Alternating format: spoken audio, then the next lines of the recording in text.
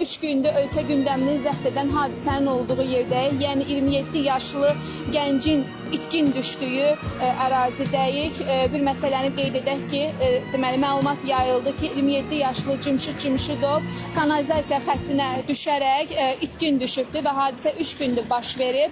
Amma bir məsələyə biz ərazidə olduğumuz zaman bir məsələni öyrəndik ki, burada torpaq deməli asfalt örtüyü çökmüşdü və 6 aydır vəziyyət belə imiş və Cümşüd Cümşüdov ora yaxınlaşarkən ayağının altından torpaq deməli sürüşməsi olur və o kanalizasiya deməli altından kanalizasiya keçən əraziyə düşür. Yəni burada lük olmayıbdı, lükün ağzı açıq olmayıbdı. Onu diqqətinizə çatdırmaq istəyirəm.